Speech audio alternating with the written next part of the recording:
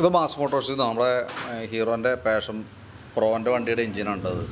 നിലവിൽ gear wheel ഇടയ്ക്ക് കക്കി പോണ കംപ്ലയിൻറ്റ്, അതായത് പിടിക്കാതെ പോണ ഒരു കംപ്ലയിൻ്റ് ആയിട്ട് നമ്മൾ അയച്ചായിരുന്നത്.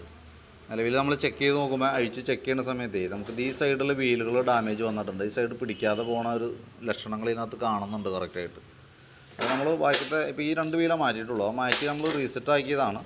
പക്ഷേ നമ്മളിപ്പോൾ സെറ്റ് ചെയ്ത് വരുമ്പോഴാണ് അതിൻ്റെ ഒരു കംപ്ലയിൻറ്റ്സ് നമുക്ക് ശ്രദ്ധയപ്പെടണം. കാരണം എന്താ വെച്ചാൽ ഇതിൻ്റെ ഈ സൈഡിലുണ്ടല്ലോ, അത് ഈ വരുന്ന ബെയറിങ്ങിൻ്റെ ഇവിടെ ശരിക്കും ഒരു സീറ്റിംഗ് ഉണ്ട്. ആ ബെയറിങ് ഇങ്ങോട്ടേക്ക് തള്ളി വരാൻ പാടില്ല ശരിക്കും.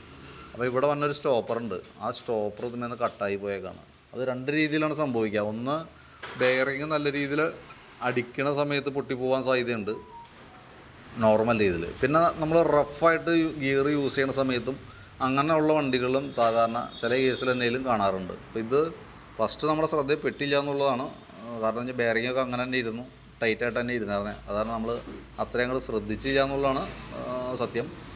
ഇതാണ് ശരിക്കും കണ്ടത്. ഇപ്പോൾ ഈ ബെയറിങ് ഇവിടെ നമുക്ക് നോക്കുമ്പോൾ ബെയറിങ് കാണാനായിട്ട് പറ്റും. ഇപ്പോൾ ഇവിടെ ഒരു കവറിങ് ഉണ്ട്, എത്രയും ഭാഗം ഇവിടെ കവർ ചെയ്ത് നിർത്തിയേക്കാം. അതായത് ആ ബെയറിങ്ങിനെ ഇങ്ങോട്ടേക്ക് പോരാത്ത രീതിയിൽ ഇപ്പോൾ നോക്കിക്കഴിഞ്ഞാൽ ഇതിവിടെ ഇത്രയും കവർ ചെയ്തേക്കാണ്. ആ ബെയറിങ് ഇങ്ങോട്ടേക്ക് തള്ളി വരാത്ത രീതിയിലേക്കുള്ളൊരു സ്റ്റോപ്പറാണത്. അതേപോലെ തന്നെ ഇവിടെ ഈ 2 സൈഡിലായിട്ടുണ്ട് സ്റ്റോപ്പർ. അതിൽ പൊട്ടിപ്പോയേക്കണം. അതാണ് മെയിനായിട്ടുള്ള കംപ്ലയിൻറ്റ് കേട്ടോ. കാരണം അങ്ങനെ വന്നു കഴിഞ്ഞപ്പോൾ സ്വാഭാവികമായിട്ടും ആ ബെയറിങ് ഇടയ്ക്ക് തള്ളി. അപ്പോൾ അതിൻ്റെ ഉള്ളിൽ വന്ന ഗ്യാപ്പിൽ ചെറിയ വേരിയേഷൻസ് വന്നിട്ടാണ് ഈ വീല് ഡാമേജ് ആയേക്കുന്നത്. അപ്പോൾ നമുക്ക് ഈ എൻജിൻ കേസാണ് അതിൻ്റെ പ്രശ്നം. കേസും കൂടി മാറ്റിയിട്ട് വേണം റീസെറ്റ് ചെയ്യാനായിട്ട്. അപ്പോൾ കേസ് നമുക്കിപ്പോൾ ഓൾറെഡി ഏതെങ്കിലും ഒരെണ്ണം പൊളിക്കണ വണ്ടിയുടെ ഏതെങ്കിലും നോക്കാം. പഴയതൊരെണ്ണം സെറ്റ് ചെയ്തിട്ട് അതും കൂടി വെച്ചിട്ട് വേണം നമുക്ക് സെറ്റ് ചെയ്യാനായിട്ട് കേട്ടോ. അല്ലെങ്കിൽ പ്രത്യേകിച്ച് ഉപകാരമില്ല. കാര്യം ഇപ്പോൾ ഓക്കെയാണ്, ഇപ്പോൾ ടൈറ്റൊക്കെ ആയിട്ടിരിക്കുന്നുണ്ട്. പക്ഷെ അത് സ്റ്റോപ്പർ ഇല്ലാത്തത് കൊണ്ട് തന്നെ നമ്മൾ ആ ഗിയർ ഇടണ സമയത്ത് ഇങ്ങോട്ട് തള്ളിപ്പോരാൻ സാധ്യതയുണ്ടെന്നല്ല, തള്ളി പോരുത്. അപ്പോൾ നമ്മളെന്തായാലും പൈസ മുടക്കി ചെയ്യാണ്, റിസ്ക് എടുക്കണ്ട. ഇത് ഒരെണ്ണം കൂടി അറേഞ്ച് ചെയ്തതിന് ശേഷം, അത് കേസ് ഒരെണ്ണം നമുക്ക് ഒരെണ്ണം പഴയത് തപ്പിയെടുക്കാം. അതിന് ശേഷം നമുക്ക് അത് വെച്ചിട്ട് ക്ലോസ് ചെയ്യാം കേട്ടോ.